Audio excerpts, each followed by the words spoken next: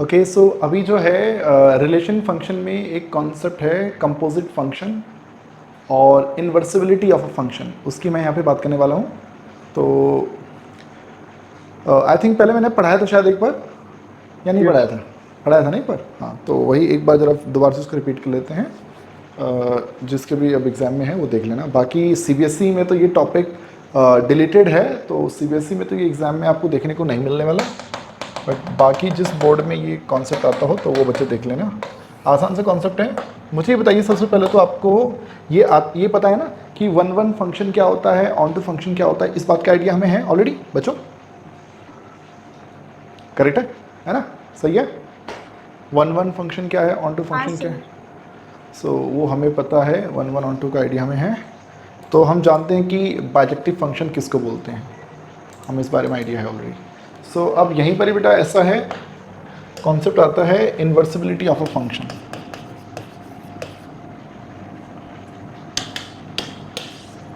इन्वर्सिबिलिटी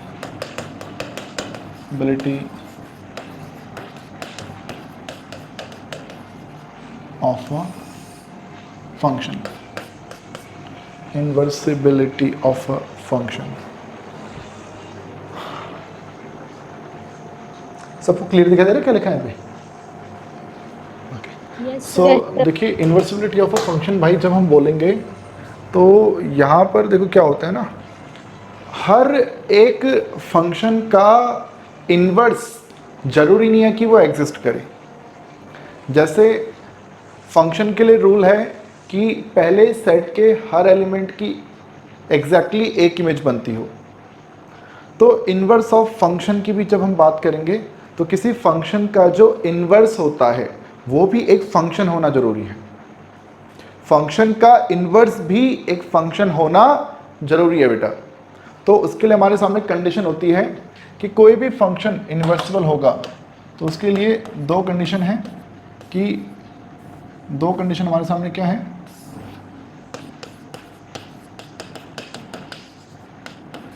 function is one one, it should be one one. Second, वो जो function है वो ऑन टू है। If these two conditions are fulfilled, then only we can say the inverse of function exists. Then only inverse of function exists. यानी कि अगर function one one नहीं है तो उसका इन्वर्स एग्जिस्ट नहीं करेगा, फंक्शन ऑन टू नहीं है तो उसका इन्वर्स वहाँ पे एग्जिस्ट नहीं करेगा। अब देखो ऐसा क्यों होता है, एक बार उस चीज़ को भी हम यहाँ पे एक डायग्राम के थ्रू हम समझेंगे। जैसे सपोज हम आपके सामने एक फंक्शन लिखते हैं f, फंक्शन a से b।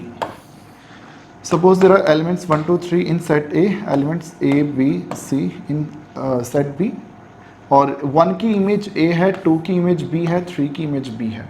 तो ये फंक्शन f बेटा मैंने आपके सामने लिखा। तो इस f का जो इन्वर्स है, तो इन्वर्स में होता क्या है, जो सेट b होता है वो पहले लिख देते हैं, सेट a हम बाद में लिख देते हैं। तो जैसे a b c है वो पहले आ जाएगा, 1 2 3 बाद में आ जाएगा। तो आप देखेंगे कि a की इमेज 1 होगी, b की इमेज 2 भी होगी, b की इमेज 3 भी होगी। अगर ये c यहाँ पे ना भी होता, पर स्टिल आप एक चीज़ देखोगे कि ये तो फंक्शन है बट ये एक फंक्शन नहीं है, ये एक फंक्शन नहीं है। ये फंक्शन क्यों नहीं है?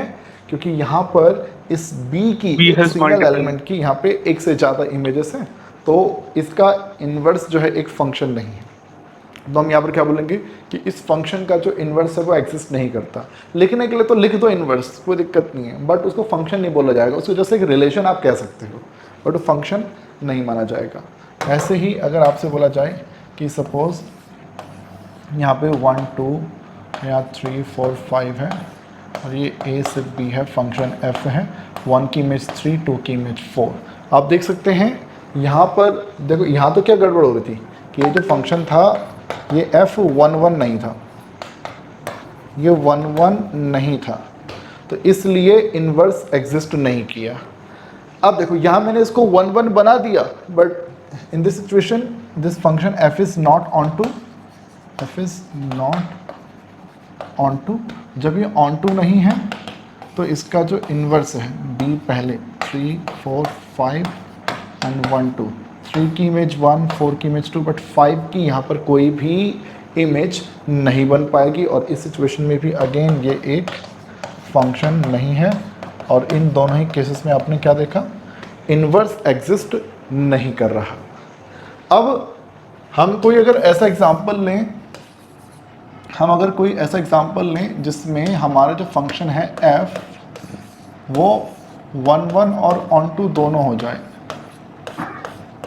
ये देख सकते हैं a से b, तो आप देख सकते हैं कि ये एक ऐसा फंक्शन है जो बाइजेक्टिव है, जो 1 1 होने के साथ साथ ऑन टू भी है। 1 1 होने के साथ साथ बेटा ये जो फंक्शन है ये एक ऑन टू फंक्शन भी है। और अगर ये ऑन टू फंक्शन भी है तो हम यहाँ पर क्या बोलेंगे कि यहाँ पर हमारा जो इन्वर्स है वो एग्जिस्ट करेगा। देखिए f इन्वर्स क्या होगा, b पहले a बाद में, 4 5 6 1 2 3, 4 का इमेज 3, 5 का इमेज 1, 6 का इमेज 2। तो आप देख सकते हैं यहाँ पर ये क्या है, f inverse exists, f inverse हमारा यहाँ पे एग्जिस्ट करता है भाई, f इन्वर्स हमारा यहाँ पे एग्जिस्ट करता है। बात समझ में आ रही बच्चों? इतना ठीक है गाइस? Yes sir. तो आपको जब भी कभी अगर कोई फंक्शन दिया जाए, देखो आपके पास ना 1 मार्क में भी कोई क्वेश्चन आ सकता है और कोई बड़ा क्वेश्चन भी आ सकता है। तो इन्वर्सिबिलिटी जब भी चेक करनी हो, क्वेश्चन अगर आपके सामने ही आ जाए कि show that this given function is inversible या इन्वर्टिबल, इन्वर्सिबल ना बोल के इन्वर्टिबिलिटी भी टर्म यूज किया जाएगा, इन्वर्टिबिलिटी। तो show that this function is invertible, तो उस सिचुएशन में आपको क्या प्रूव करना है इन्वर्सिबल शो करने के लिए? ये 1 1 भी है और ऑन टू भी है। 1 1 और ऑन टू दोनों जैसे ही आपने दिखा दिया बेटा तो फंक्शन प्रूव हो जाएगा कि hence this function is इन्वर्सिबल function. ये क्लियर है? ओके। अब क्वेश्चन आता है कि हमने किसी फंक्शन को इन्वर्सिबल प्रूव कर दिया, अब वो इन्वर्स का काम क्या होगा? आपसे ना क्वेश्चन में ये भी बोलेगा फाइंड इन्वर्स ऑफ f, हमें पूछ लेगा कि बताओ उस फंक्शन का जो इन्वर्स है वो क्या है, इन्वर्स भी पूछ लिया जाएगा आपसे। तो इस सिचुएशन में याद रखिएगा कि अगर f कोई फंक्शन है a से b, f कोई फंक्शन है a से b और y इक्वल्स टू fx है, तो यानी कि ये a ये b और ये फंक्शन का नाम क्या है, f। ठीक है, तो याद रखिए जो अगर f इनवर्स एग्जिस्ट करता है कब, when f is bijective, when f is bijective, bijective हो तो f इनवर्स एग्जिस्ट करेगा। तो आपने करना क्या है, पुट करना है fx equals to y and then you have to find value of x in terms of y। वो याद होगा ना आपको कि हम रेंज फाइंड करते थे, रेंज फाइंड करने के लिए हम x को फाइंड करते थे इन टर्म्स ऑफ y, तो उसी तरह से हमें x की वैल्यू फाइंड करनी है इन टर्म्स ऑफ y। तो जो x की जो वैल्यू निकलेगी, वो जो x की वैल्यू निकलेगी उस x की वैल्यू को ही हम f इनवर्स y बोलते हैं। जिसे मैं f इनवर्स y लिख रहा हूं, हो सकता है कुछ किताबों में उसको f इनवर्स की जगह gy भी बोला गया हो, यानी कि f का इनवर्स कौन, g। ठीक है, जैसे अभी हम बोल रहे हैं कि इसका इनवर्स, हम बोल रहे हैं कि इस f का इनवर्स ये है, तो इसको हम एक नया नाम g भी तो दे सकते हैं ना भाई, है ना। तो हम बोल देंगे कि जो gy है, x की value in terms of y जो है ना, वही हमारे लिए f इनवर्स है। तो भाई लोग जैसे फॉर एग्जांपल मैं आपसे कहूँ, सबसे बेसिक जो चीज़ है बेटा हमारे पास, जैसे मैं आपसे कहूँ कि अगर f है सपोज रियल नंबर से रियल नंबर, और आपको कह देता है कि fx is equals to 3x plus 2 के अपॉन में 5, एंड क्या कह देता है, show that this f is inversible and then also find f inverse y। आपसे बोल देगा f इनवर्स y फाइंड करो, f इनवर्स x फाइंड करो, f इनवर्स 7 फाइंड करो। इस तरह से आपसे कुछ भी पूछा, कुछ भी आप लोगों से पूछा जा सकता है। स्क्रीन ब्लैक हुई थी बेटा अभी? Yes sir. ओके ठीक है। तो अभी कैसे करें? तो बच्चे इन्वर्सिबल प्रूव करने के लिए तो मैं इस फंक्शन को बाइजेक्टिव प्रूव करूंगा। तो बाइजेक्टिव प्रूव करने के लिए फॉर 1 1 के स्टेप्स याद हैं? हम fx1 को लेट करते थे इक्वल्स टू fx2, fx1 यानी कि 3x1 plus 2 upon 5, 3x2 plus 2 upon 5, 5 से 5 कटेगा, ऊपर 2 से 2 कटेगा और लास्ट में हमारा x1 x2 के इक्वल आ जाएगा। तो इसका क्या मतलब होगा कि जो फंक्शन f है वो एक 1 1 फंक्शन है, 1 1। अगर वही बात करी जाए कि फंक्शन हमारा ऑन टू कैसे प्रूव होगा, तो ऑन टू के लिए आप जानते हैं हम लेट करेंगे कि जो fx है वो y के इक्वल है। It means 3x plus 2 upon 5 जो है ये y के इक्वल है और यहाँ से x की वैल्यू आ जाएगी बेटा 5y माइनस 2 के अपॉन में 3। ये ठीक है, 5y माइनस 2 अपॉन में 3। तो ये हमारे x की वैल्यू निकल गई। अब क्वेश्चन आता है कि 5y माइनस 2 अपॉन 3 में आप y की जगह क्या क्या पुट कर सकते हो? क्या मैं कह दूं कि y की जगह कुछ भी पुट कर दूं, ये एक्सप्रेशन हमेशा डिफाइंड होगा, कुछ ना कुछ आंसर मेरा हमेशा निकला करेगा? Yes sir. सर भाई y क्या ये कभी भी नॉन डिफाइंड बनेगा ये एक्सप्रेशन? y की जगह कोई भी नंबर पुट करके क्या ये फंक्शन कभी नॉन डिफाइंड बनेगा? नॉन डिफाइंड कोई फंक्शन कब बनता है? जब रूट के अंदर नेगेटिव आता हो, डिनोमिनेटर में 0 आता हो। क्या ऐसी कोई सिचुएशन इसमें है? नहीं। तो हम क्या बोल देंगे कि this 5y minus 2 upon 3 is defined for all the real values of y, so the range of this function is all the real numbers which is equals to codomain. जो रेंज जो है वो रियल नंबर है और range किसके equal आ गई? Codomain के equal आ गई बच्चों। तो रेंज और कोडोमेन जब इक्वल आ जाती है तो हम क्या बोलते हैं उस सिचुएशन में कि हमारा फंक्शन क्या है? Hence so f is onto as well and hence this function is inversible, hence function f is इन्वर्सिबल। इसलिए हम क्या बोल देंगे कि हमारे फंक्शन इन्वर्सिबल हो चुका है। और इन्वर्सिबल हो चुका है तो हम बोलते हैं कि जो f इन्वर्स है वो क्या होता है? f इन्वर्स क्या होता है बेटा? f इन्वर्स y किसके इक्वल होता है? x के इक्वल। और x की वैल्यू हमारे पास कितना है? 5y माइनस 2 अपॉन में 3।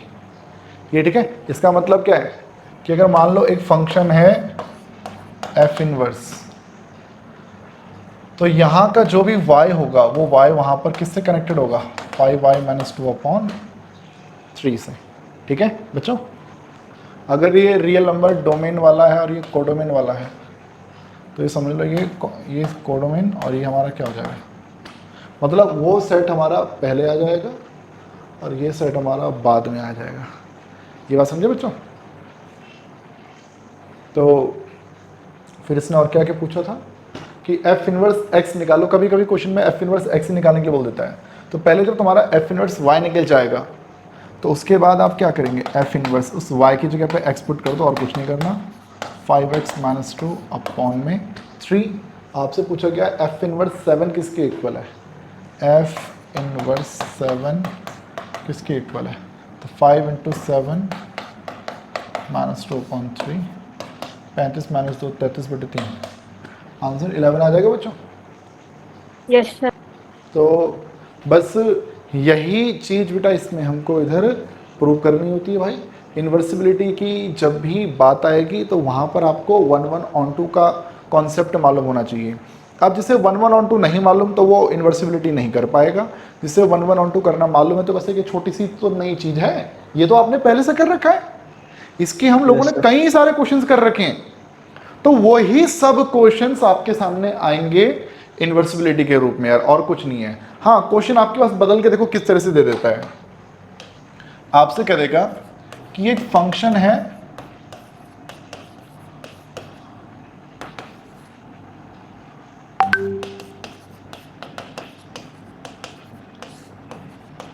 और आपसे कह देगा if function this f is inversible, find करो सेट बी। क्वेश्चन में क्या बोल दिया? Set B find. इन्वर्सिबल है, पहली चीज तो जनरली हम इन्वर्सिबल प्रूव करते हैं, कैसे प्रूव करते हैं, पहले उसको 1 1 ऑन 2 प्रूव करते हैं, तब जाके इन्वर्सिबल प्रूव हो पाता है। अब सोचो अगर कोई फंक्शन इन्वर्सिबल है, इसका क्या मतलब है? 1 1 ऑन 2 है। तो वो 1 1 ऑन 2 दोनों है ना, और कोई On to फंक्शन है, जो उसका ऑन range टू में। होने, कोई फंक्शन अगर ऑन टू है तो क्या उसमें रेंज और कोडोमेन इक्वल होती है? हाँ। ये इसलिए देखो पता नहीं सोच रही हो ऊपर देखकर पगलाइट, अभी हमने बोला ना फंक्शन ऑन टू है तो रेंज और कोडोमेन दोनों क्या होते हैं? इक्वल नहीं होते हैं। तो भाई सोचो इस फंक्शन में कोडोमेन क्या है? कोडोमेन क्या है बच्चों? सेट बी, सेट बी ही तो कोडोमेन है, तो वही Yes, sir. कोडोमेन आपको फाइंड करना है। बट आपको इतना भी पता है कि क्योंकि इन्वर्सिबल है यानी ये ऑन टू है, ऑन टू तो पक्की बात है वो जो बी है ना वो इसकी रेंज के इक्वल होगा। तो यानी कि इस क्वेश्चन में बस अब आप लोग को रेंज फाइंड करनी है, रेंज फाइंड कर लोगे वही रेंज ही आपके उस कोडोमेन सेट बी के इक्वल आ जाएगी यार। बात समझे बच्चों? Yes, sir. तो भाई आप रेंज फाइंड करने के लिए आप लेट कर लो कि एफ एक्स वाई के इक्वल है, तो 2x minus 3 upon x minus 1 equals to Y, तो 2x minus 3 Y X minus Y, जितने भी x हैं सबको एक साथ रखेंगे, 3 को राइट में भेज देंगे, इन दोनों में x common, 2 minus Y 3 minus Y और x की वैल्यू 3 माइनस वाई के अपॉन में 2 माइनस वाई। तो गाइस हम यहाँ पे क्या बोलेंगे, डिनोमिनेटर ज़ीरो नहीं बनना चाहिए, डिनोमिनेटर ज़ीरो नहीं बनना चाहिए, इट मीन्स y जो हमारा है वो 2 नहीं बनना चाहिए। सो हमारी रेंज क्या आ जाएगी? All the real numbers accept, all the real numbers accept 2। और जो हमारा जो सिंस f इज ऑन 2, क्यों? क्योंकि दिस इज इन्वर्सिबल फंक्शन, तो हमारी जो कोडोमेन है वो रेंज के इक्वल होगी, और कोडोमेन बी है तो पक्की बात है वो सारे रियल नंबर माइनस 2 के इक्वल होगा। बात समझ में आई बेटा?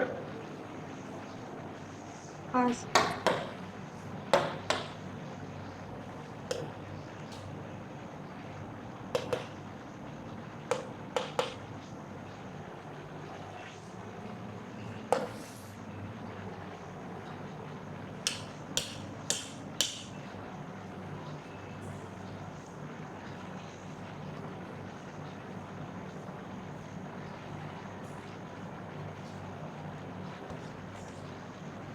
अब जैसे इसको देखो, एक फंक्शन है, ये डोमेन है इसका -1 से 1 और ये इसका कोडोमेन है real numbers. F x equals to दे रखा है x अपॉन में x प्लस 2। पहले सिर्फ क्या बोला कि show that this is a 1 1 function, पहले इसे सिर्फ 1 1 प्रूव करना है। तो 1 1 प्रूव कर सकते हो इसे आप लोग? 1 1 प्रूव कर सकते हो बेटा? Yes. एक बार Yes, sir. 1 1 हो गया, फिर इसमें बोलता है कि find the inverse of the function f -1 to 1 arrow range of f। अब ये एक अद्भुत क्वेश्चन है भाई। तो यहाँ पर देखो क्या होता है ना, कई बार आपको ना क्वेश्चन कैसा देगा, आपसे बोल देगा कि यहाँ पर उसका डोमेन है और यहाँ पर उसकी रेंज है, और फंक्शन भी हमारे पास कुछ भी हो सकता है रैंडम, कि सपोज e की पावर x और e की पावर -x अपॉन में e की पावर x माइनस e की पावर -x, ऐसे कुछ भी रैंडम फंक्शन आ गया, और आपसे क्या बोल देगा, फाइंड करो इनवर्स ऑफ f। ठीक है, इनवर्स इसका फाइंड करो इस टाइप से। अब इनवर्स अगर फाइंड करने के लिए बोल रहा है ना, तो क्वेश्चन में ना वैसे बोल रखा होगा if F is 1 1 find its inverse if it exist. अब मुझे बताओ बच्चों, क्या ये फंक्शन 1 1 है? क्वेश्चन में बोल दिया, क्वेश्चन में ही दे दिया है ना, इधर क्वेश्चन में ही दे दिया गया कि ये 1 1 है। अब ये 1 1 है, क्या ये ऑन टू भी है? वो चेक करना पड़ेगा। चेक करना पड़ेगा। इशिका केसरवानी चेक नहीं करना पड़ेगा। अब बोलो क्यों? क्यों? किसी भी फंक्शन में यहां पर क्या लिखा जाता है? Domain of the function. यहां पर क्या लिखा जाता है? Codomain of the function. सही बात है। यहां पर क्या लिखा हुआ है? रेंज। कोडोमेन की जगह पे क्या लिखा हुआ है?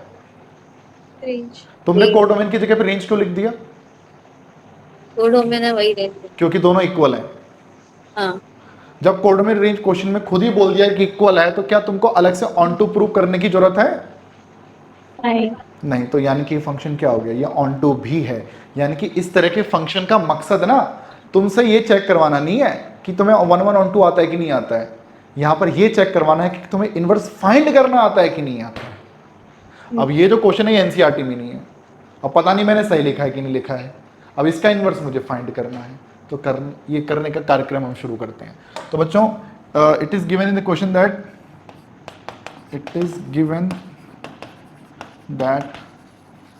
f is 1 1, also range, also the codomain of f is equals to range of f, so it is onto as well। तो फंक्शन इन्वर्सिबल हो चुका है, फंक्शन हमारा इन्वर्सिबल हो चुका है। अब लक्ष्य क्या है? इनवर्स फाइंड करना। तो यानी कि इनवर्स फाइंड करने में भी क्या होता है? We have to find the value of x in terms of y। तो यहां पर देखिएगा, मैंने लेट कर लिया कि जो fx है वो y के इक्वल है। e की पावर x प्लस e की power minus X upon e की पावर x माइनस में e की power minus X equals to y।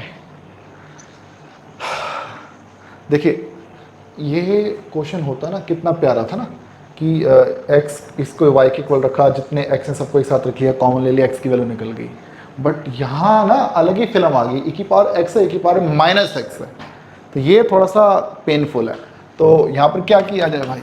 e की पावर x, इसे 1 बाई e की पावर x लिख लेते हैं। e की पावर x, इसको 1 बाई e की पावर x लिख लेते हैं। एलसीएम लो, e की पावर x इंटू e की पावर x, e की पावर 2x, e की पावर 2x, कैसे करेक्ट है? जितने क्रॉस मल्टीप्लाई करो, y इंटू की पावर 2x माइनस में y, जितने e हैं सबको एक साथ रखो में, और उसमें ये 1 minus y,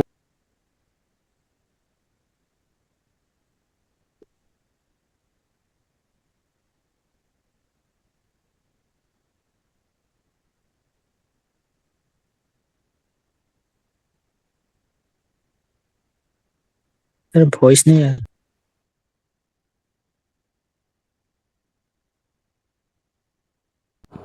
hello hello, voice आ रहा बेटा? Yes sir.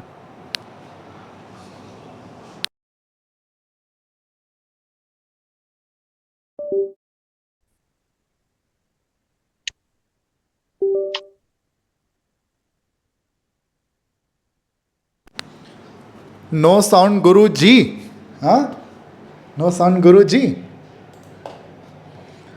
सुमित पाल जी, सामान्यतः भी आप इसी प्रकार से वार्ता किया करते हैं? हे शिष्य, शिष्य,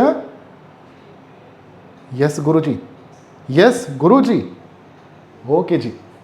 चले, तो मैं क्या कह रहा था आपसे यार, e की पावर 2x, उस y को लेफ्ट में लिया, y e की power 2x minus Y minus 1, दोनों में एक बार 2x common, y plus 1 by y minus space है हमारे पास यहाँ पे, एक ही पार्ट 2x इक्वल्स टू आ जाएगा, उसमें से माइनस कॉमन ले लो, इसको नीचे भेज दो, तो y प्लस 1 के अपॉन में y माइनस 1 हो जाएगा बेटा। हमें तो x चाहिए इन टर्म्स ऑफ y, तो दोनों तरफ log लगा लेते हैं। क्या बोलते हैं बंटा है? 2x equals to ln y plus 1 कैसा log? जिसके बेस में e है, ठीक है।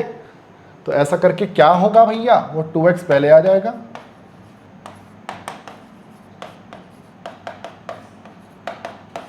और log e की वैल्यू 1 होती है, और x आ जाएगा 1/2 log y plus 1/y minus 1, और ये जो x मिल गया यही हमारे लिए f इनवर्स y होता है,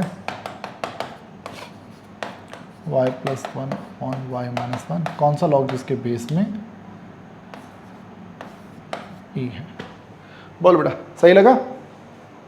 Sir, we can remove 1 by 2 and हाँ, उसको ऊपर भेजो, रूट में बना दो, उसको छोड़ देते ना ऐसे यार, ठीक तो है, ठीक है बच्चों, समझ में आया? जैसे यहाँ पर e था, किसी क्वेश्चन में हो सकते हैं 2 लिखा हो, 3 लिखा हो, 10 लिखा हो, जो भी लिखा होगा तो यहाँ पर वही आना है, तो भैया बेस में वही नंबर लेना 2 3 4 उस हिसाब से, तभी वो लॉग, तभी वो यहाँ से हट पाएगा पूरा। तो ये ध्यान रखिएगा भाई। तो ये आप लोग समझ पाए होंगे मेरे ख्याल से।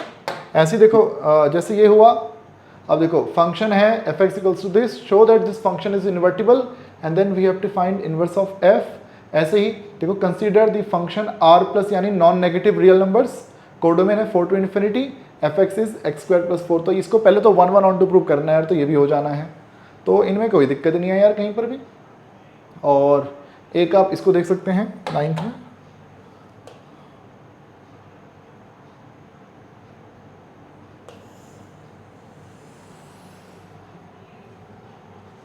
consider the function given by this, show that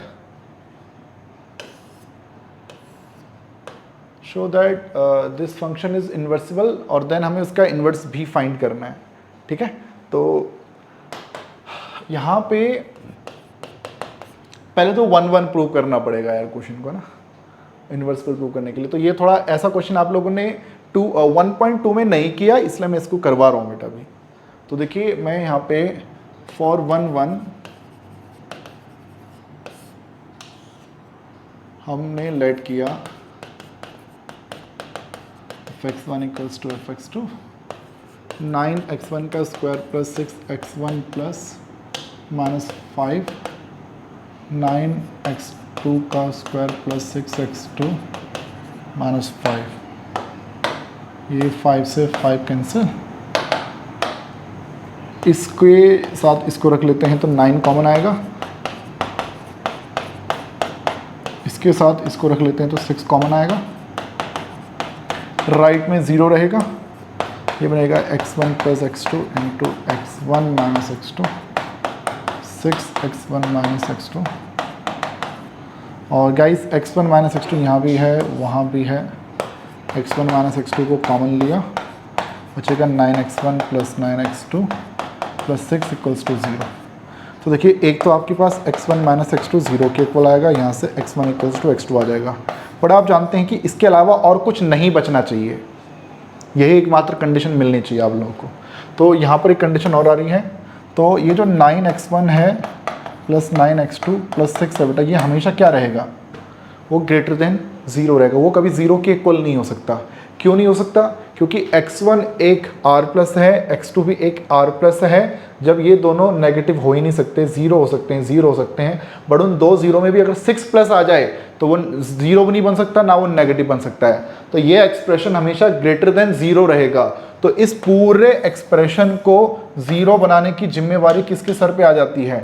x1 minus x2 के सर पे आ जाती है, इसलिए x1 माइनस x2 0 के इक्वल है और x1 आपका x2 के इक्वल है।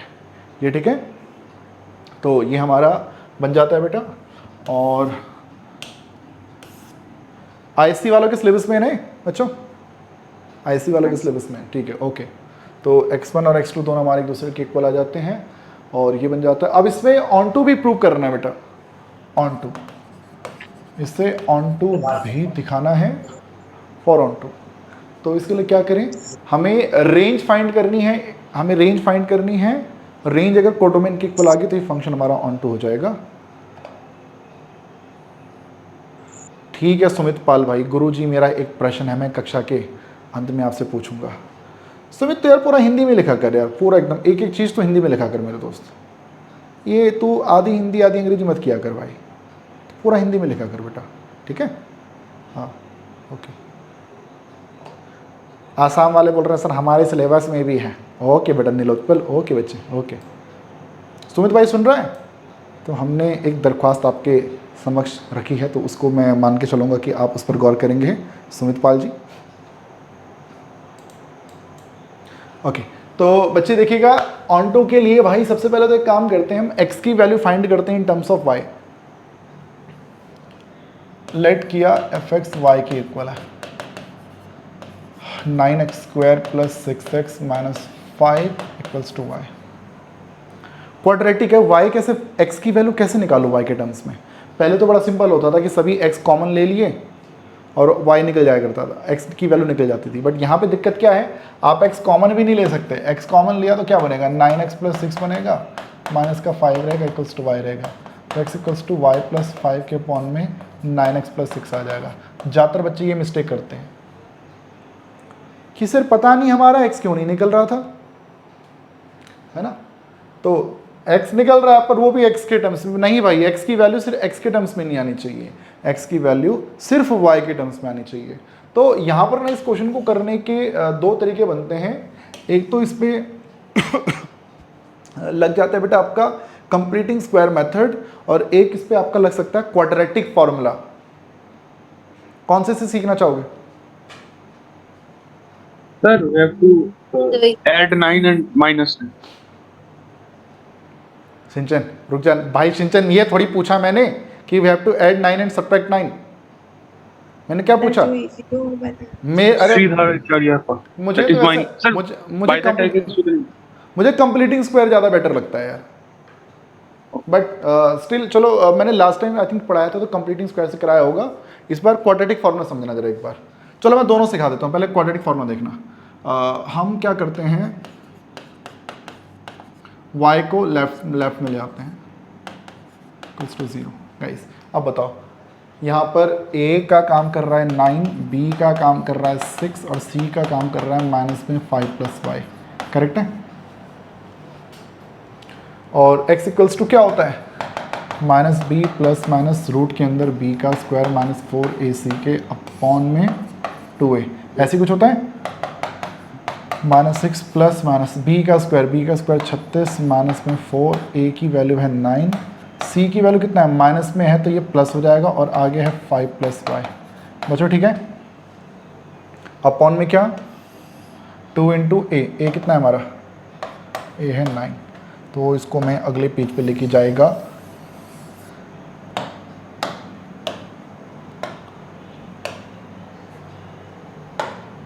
अबे कहाँ गया,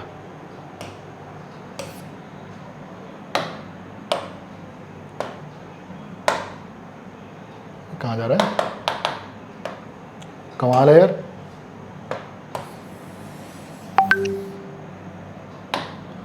कॉपी किया, पेस्ट किए, कहाँ जा कर रहा है भाई। अच्छा एकदम नीचे आ रखा है यार, ओके ये रहा। तो ये है x और माइनस 6 प्लस माइनस, ये कितना बनेगा बेटा 36, और 36 कॉमन आ जाएगा क्या बेटा, है ना। तो ये बन जाएगा 1 प्लस 5 प्लस 5 और अपॉन में 9 इंटू 2 18। बच्चों ठीक है,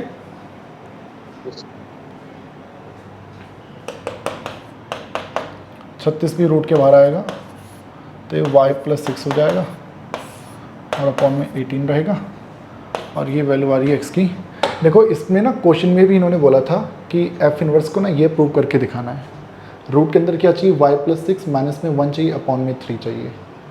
रूट के अंदर देखो y प्लस 6 आ चुका है।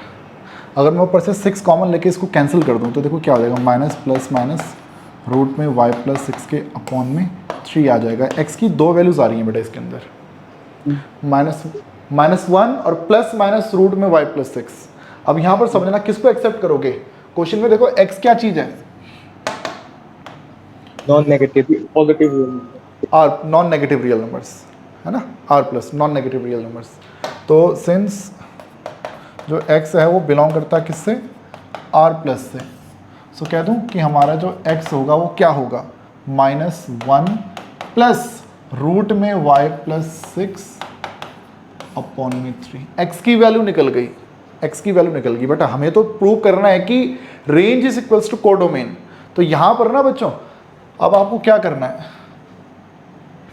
जनरली रेंज फाइंड करने का तरीका क्या होता है, हम बोलते हैं कि रूट के अंदर जो चीज है उसको ग्रेटर देन इक्वल्स टू 0 रख दो और y हमारी रेंज क्या आ जाएगी, -6 से इन्फिनिटी। बट ये गलत है, ये गलत है। ये तब होता जब डोमेन पर कोई रेस्ट्रिक्शन नहीं होता।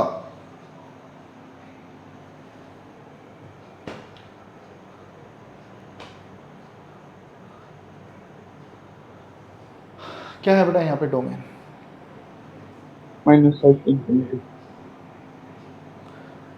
0 से इन्फिनिटी, करेक्ट है, r प्लस 0 से इन्फिनिटी।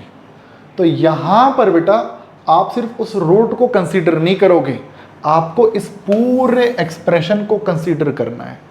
तो x किससे बिलोंग करता है, आप बोलेंगे r प्लस से। It means x is what, greater than equals to 0। ये ठीक है। इट मीन्स -1 प्लस रूट के अंदर y प्लस 6 अपॉन में 3, ये पूरा इंटायर एक्सप्रेशन क्या होना चाहिए, ग्रेटर देन इक्वल्स टू 0। और बाकी 3 को राइट में भेज दो आप, -1 प्लस रूट में y plus 6 greater than 0, y plus 6 आपका greater than equals to 1, squaring both side greater than equals to 1 और y greater than equals to कितना, -5। तो रेंज आ गई बेटा हमारी -5 से इन्फिनिटी, -5 से इन्फिनिटी। बात समझे बच्चों? भाई सोचो, अगर तुमने सिर्फ उसको कंसीडर किया होता कि सर हम तो y प्लस 6 को ग्रेटर देन इक्वल्स टू 0 रखेंगे, इट मीन्स y को ग्रेटर देन इक्वल्स टू -6 रखेंगे, यानी कि इसका मतलब तो तुम y की जगह -6 रख सकते हो ना, उस कंडीशन इस कंडीशन के अकॉर्डिंग। तो जरा रख के देखो, x इक्वल्स टू -1 प्लस -6 जमा 6 अपॉन में 3, वो 0 हो गया। आपका आंसर आ गया माइनस में 1/3। क्या x जो है वो माइनस का 1/3 हो सकता है? तो ये रीज़न है कि हमने सिर्फ उसको कंसीडर नहीं किया, हमने उस पूरे एक्सप्रेशन को कंसीडर करके हमने यहाँ से रेंज फाइंड किया -5 से इन्फिनिटी। कोडोमेन भी हमारा वही है बेटा, हमारा कोडोमेन भी वही है -5 से इन्फिनिटी। और इस प्रकार से बेटा हम क्या बोल देंगे कि हमारा ये जो फंक्शन है, this function is onto and hence this function is इन्वर्सिबल। Function invertible हो गया, फंक्शन इन्वर्सिबल हो गया तो हम क्या कह देंगे यहाँ पे कि जो x है वो f इनवर्स y होता है ना, हमारा जो f इनवर्स y है वो x होता है। तो f इनवर्स y x की वैल्यू आ गई रूट में y प्लस 6 माइनस का 1 अपॉन में 3। अगर तुम पूछते कि f इनवर्स x क्या है, ये क्वेश्चन ना पहले CBSE का फेवरेट क्वेश्चन हुआ करता था बेटा। मतलब हर साल किसी एक सेट में ये क्वेश्चन आता था, किसी एक साल नहीं आया तो भैया अगले साल तो पक्का ही आएगा। बच्चों को हम ये 6 नंबर में क्वेश्चन रटवा के रखते थे यार, जिसको सिर्फ पास करवाना है ना कि बेटा ये 6 नंबर का क्वेश्चन रट ले, ये जरूर आएगा। और ये आता था यार, आप स्कैनर आप उठा के देखना 10 ईयर, उसमें आपको हर उसमें ये क्वेश्चन देखने को मिला करेगा। बट अब जो है कि CBSE के तो सिलेबस में नहीं है, बट जिनके बोर्ड में ये है उनके लिए भाई ये बहुत इंपॉर्टेंट क्वेश्चन है। जैसा ये है, जैसा ये है, इसी तरीके से बेटा आपका क्वेश्चन आएगा। ये देखो same same f(x equals to 4x² plus 12x plus 15, ये भी आपका उसी तरह का क्वेश्चन ये होने वाला है यार। ठीक है, अच्छा मैंने तुमसे बोला था कि मैं इस क्वेश्चन को एक और तरीके से कराऊंगा, करा दूँ वो भी, दूसरा मेथड भी, सिर्फ x की वैल्यू निकलवा देता हूँ।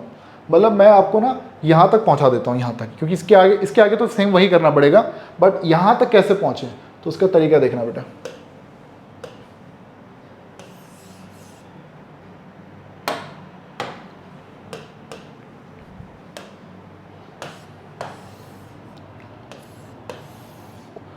कंप्लीटिंग स्क्वायर मेथड का नाम सुने बच्चों ने?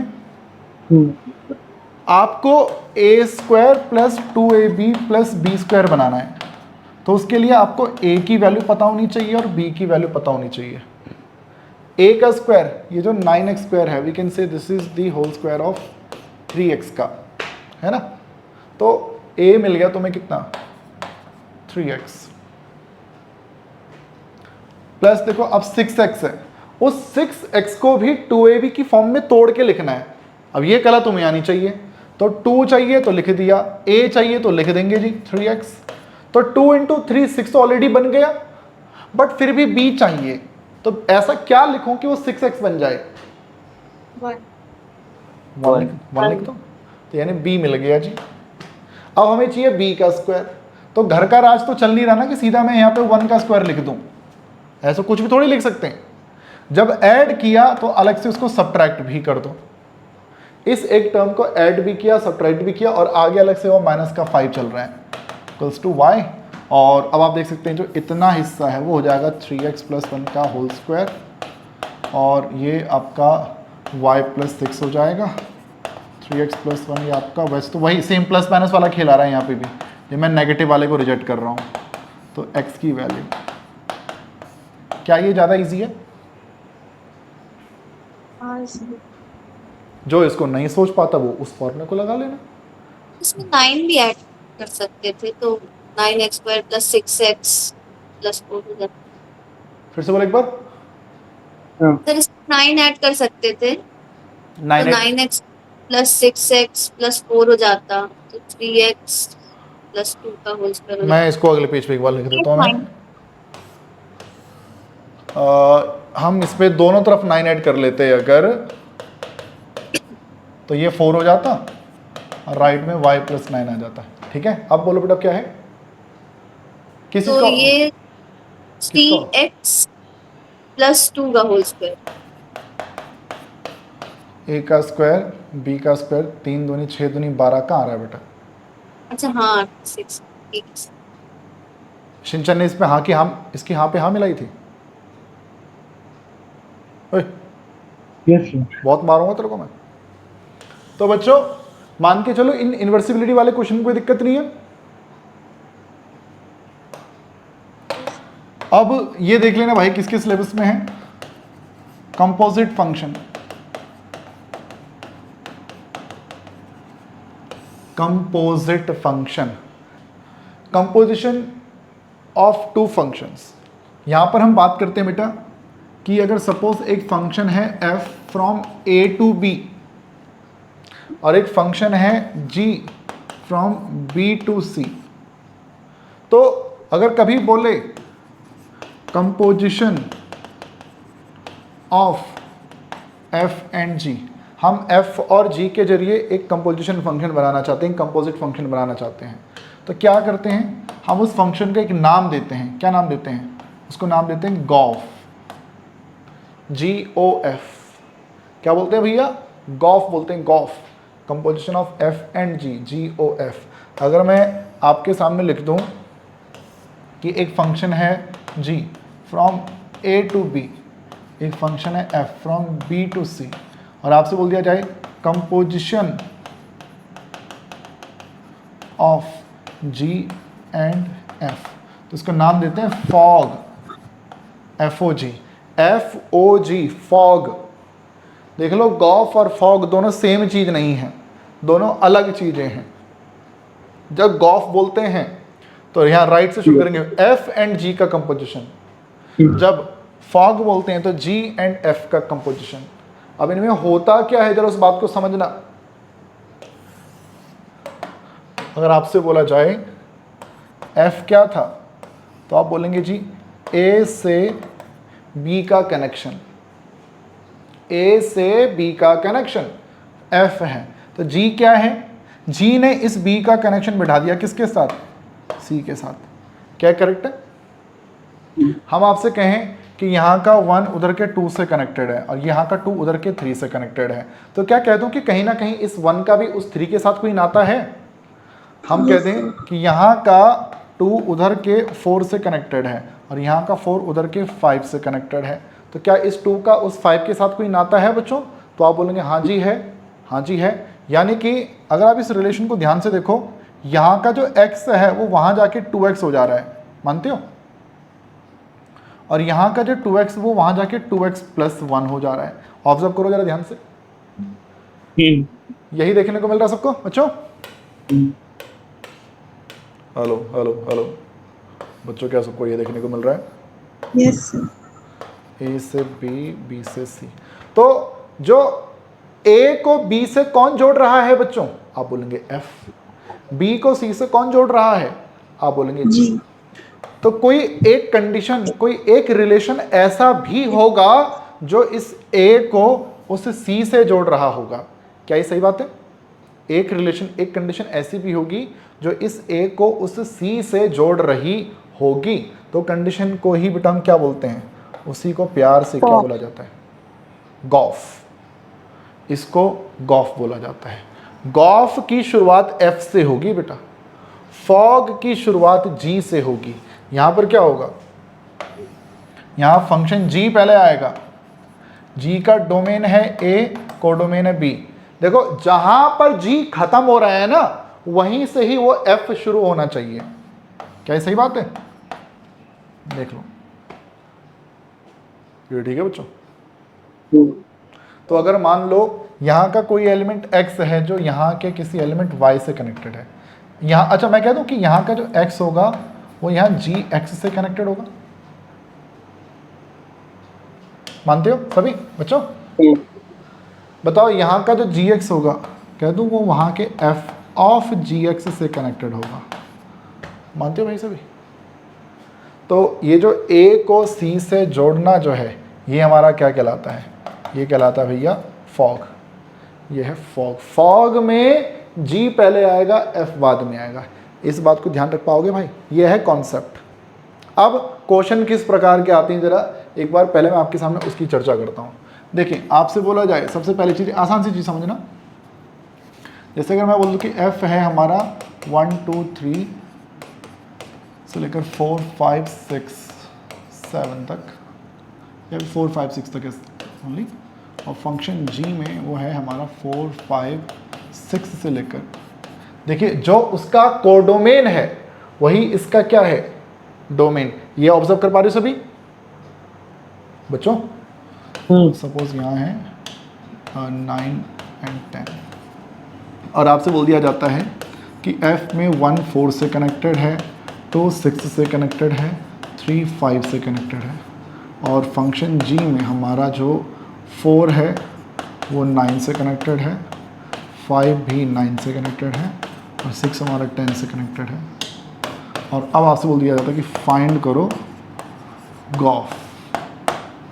गॉफ फाइंड करो, तो यानी कि हमें जैसे बच्चों हमें ये पूरा फंक्शन F गिवन है in roster form, G given है इन रोस्टर फॉर्म, हमें गॉफ भी फाइंड करना है इन रोस्टर फॉर्म। कैसे फाइंड करते हैं? तरीका उसका समझना बेटा, इसका मेथड समझना। देखिए हम यहाँ पे फाइंड करना चाहते हैं गॉफ, तो आपको करना क्या है? गॉफ में फंक्शन शुरू कहाँ से होगा? F से शुरू होगा या G से शुरू होगा? F से। F से। F का डोमेन देखो 1 2 3, इस गॉफ के आगे 1 लगा दो, गॉफ के आगे 2 लगा दो, गॉफ के आगे 3 लगा दो। इतना कर सकते हैं सभी? इतना हुआ। आप लोगों ने अब तरीका देखना, ये हर जगह यही चलेगा। अब इस O को हटाया और F1 को ब्रैकेट में डाल दिया, क्या है? ठीक है जी। F1, F में 1 की इमेज 4, ये ठीक है? F में 1 किससे कनेक्टेड है? 4 से कनेक्टेड है। अब G4, G में 4 किससे कनेक्टेड है? G में 4 किससे कनेक्टेड है? 9 से। ये मेथड है भाई। ऐसे हम बोले गॉफ 2, मेथड क्या है? O हटाओ, अरे अरे अरे, O हटाओ F2, ब्रैकेट के अंदर। देन F2 में, F में 2 की इमेज 6, G में 6 की इमेज, G में 6 की इमेजेस 10। गॉफ 3 क्या आंसर आ गया बेटा? G of F3, Same. F3 is 5 and G5 is equals to, G5 is equals to 9। 9 है ना बेटा? आपने 10 कैसे बोला? तो हमें चाहिए क्या? Sir. हाँ जी, Sir, no, I had found it in different order. you have found what? I found the same answer in different order, like 9, 9, 10. So third time when you must try it. Answer क्या है तेरा? 9 आया 10 है? 9 है ना? Same answer. Yeah. अच्छा ठीक है, ओके। ये भाई गोड़े 3 इडियट का प्रोफेसर का फेस बना देता है मेरा। अरे भाई कहना क्या चाहते हो? हाँ चलो यार, गॉफ 1 की इमेज 9, 2 की इमेज 10 और 3 की इमेज 9। बच्चों करेक्ट है? गॉफ निकल गया। अब यहाँ तो ये गिवन था in roster form, roster form में ना गिवन हो, रोस्टर फॉर्म में ना गिवन हो, हमारे पास आ जाती है set builder form. Set builder कह रहा हूँ यार, ये डेफिनेशन गिवन हो कि सपोज fx है आपके पास x का स्क्वायर और gx है हमारे पास मॉड x, मॉड x। तो हमसे बोल देता है कि फाइंड करो गॉफ एंड फॉग। तो बड़ा ही सिंपल सा बेटा हमारे पास मेथड रहता है जो भी हमने थोड़ी देर पहले किया था। गॉफ चाहिए तो आगे ना इस बार x लगा दो, इस बार हमें नहीं मालूम ना कि f के अंदर क्या एलिमेंट। देखो गॉफ में f से फंक्शन शुरू होगा बट f के अंदर जो भी एलिमेंट हैं डोमेन में उन्हें हम x मान के चलते हैं। तो गॉफ चाहिए, पहला o हटाया, ब्रैकेट में fx। बच्चों fx की वैल्यू है हमारे पास कितना? x square. अब क्या लिखा हुआ है यहाँ पे? g of x square, g of x square. देखो वहाँ पे g ऑफ x था, किसके इक्वल है? मॉड x के इक्वल। तो आपने इस डेफिनेशन को ध्यान से देखना है और इस डेफिनेशन में जहाँ पर भी x है उस x की जगह पे इस x स्क्वायर को रिप्लेस कर देना है, तो वो बन जाएगा मॉड में x स्क्वायर। क्या बोलते हैं बच्चों? डन है भाई? Hello hello hello hello hello. Sir इसका तो खाली एक्स स्क्वायर रह जाएगा। हाँ तो x स्क्वायर ही रह जाएगा, सही बात है, बट आएगा यही ना। ऐसे ही हाँ। अगर मैं आपसे बोलूं कि हमें चाहिए fog x, Mod x whole square.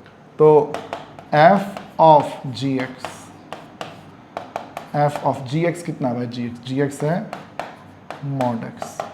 तो ये mod x है, तो अब इसको कंपेयर करो उसके साथ। जब x था तो वहाँ x का स्क्वायर आया, इस x की जगह पे mod x को रिप्लेस करना है, तो mod x का स्क्वायर लिख दो बेटा। बात अल्टीमेटली फिर भी वही पड़ेगी कि x का स्क्वायर बोलो या mod x का स्क्वायर बोलो, सेम ही रहेगा यार। बच्चों इतना ठीक है?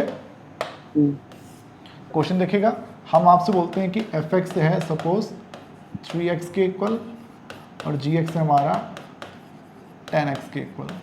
हमें फाइंड क्या करना है? वही सेम, हमें फाइंड करना है gof, g of gof x। तो क्या किया जाए? o हटाया, fx ब्रैकेट में, fx किसके इक्वल है? 3x।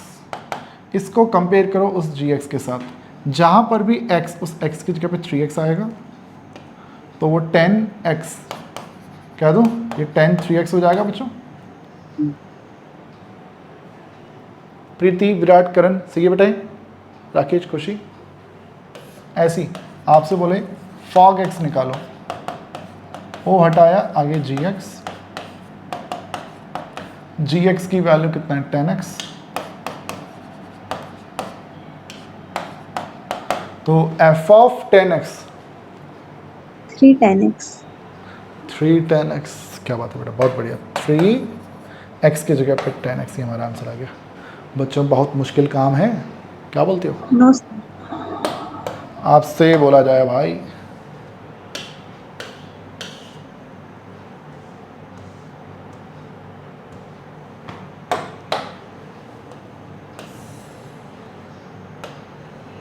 जल्दी से 1 मिनट का समय लो, बताओ फर्स्ट और सेकंड।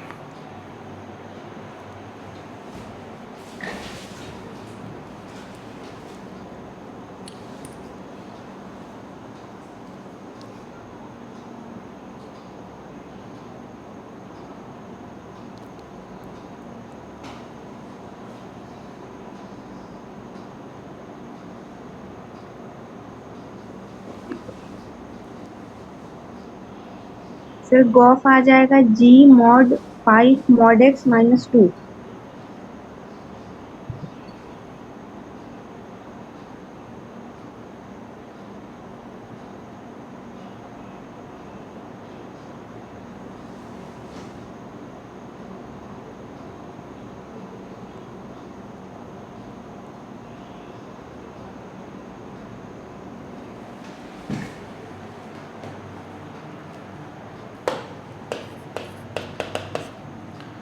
गॉफ चाहिए पहले फर्स्ट पार्ट में,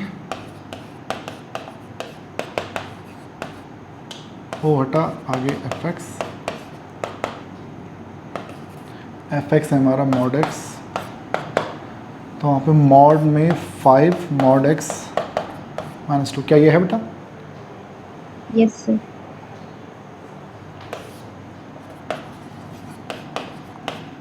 mod 5x minus 2।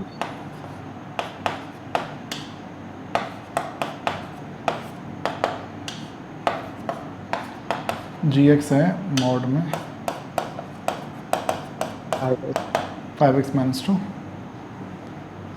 तो मॉड के अंदर एक नया मॉड और 5x माइनस 2, हालांकि कोई पॉइंट नहीं है दो मॉड लगाने का, आप सिंपल एक ऐसे लिख सकते हैं यार, यहाँ से आ जाएगा। Yes sir.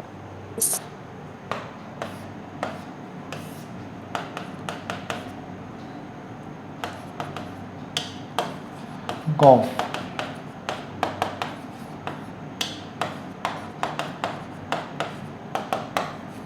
F x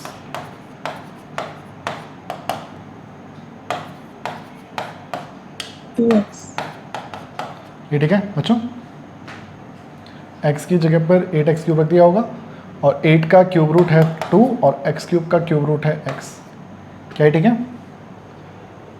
yes sir. Rajitha ये आंसर बेटा, गौतम, ज्योति, हाँ